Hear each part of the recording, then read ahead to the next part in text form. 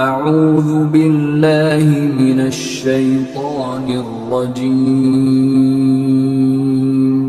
بسم اللہ الرحمن الرحیم۔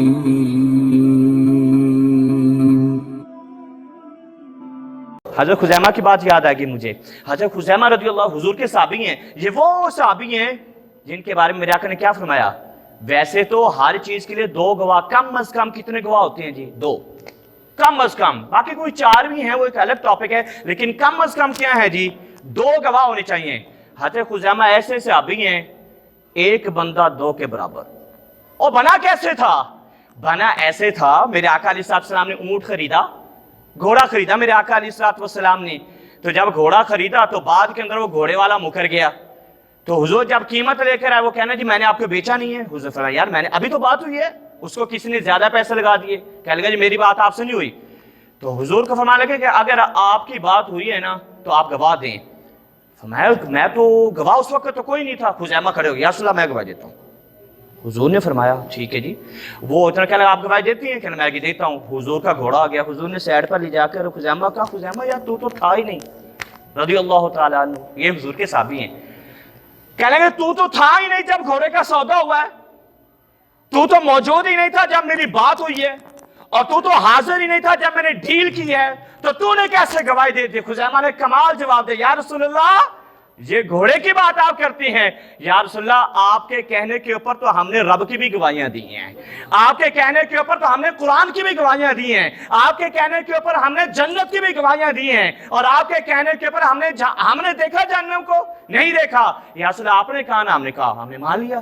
ہم نے رب کو دیکھا نہیں دیکھا، یا رسول اللہ آپ نے کہا نا ہمارا رب ہے، ہم نے مان لیا۔ یا رسول اللہ جب اتنی بڑی گواہیاں دی ہیں تو گھوڑا کیا چیز ہے کہ محمد سے وفات نے تو ہم تیرے ہیں، یہ جہاں چیز ہے کیا لوح و قلم۔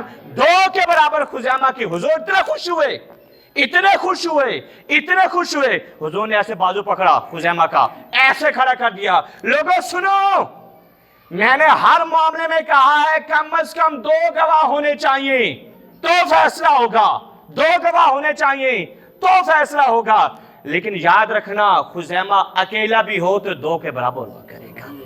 خزیمہ کسی کی گواہی دے دے۔ حضرت عثمان غنی رضی اللہ تعالیٰ نے قرآن جمع فرما رہے تھے، قرآن جمع کر رہے تھے، اور کوئی بھی آیت لے کر آتا تھا نا یہ قرآن کی آیت ہے، حضرت عثمان کہتے تھے گواہ لاؤ۔ ہر آیت پر دو دو گواہ لیے گئے تھے۔ ہر آیت پر کتنے گواہ لیے گئے تھے؟ بے قرآن کی آیت قرآن میں شامل کرنے کے لیے دو گواہ، قرآن میں آیت شامل کرنے کے لیے دو گواہ، لیکن ایک آیت ایسی آئی لَقَدْ جَاءَكُمْ رَسُولٌ مِّنْ أَنفُسِكُمْ عَزِيزٌ عَلَيْهِ مَا عَنِتُّمْ حَرِيصٌ عَلَيْكُمْ بِالْمُؤْمِنِينَ رَءُوفٌ رَحِيمٌ۔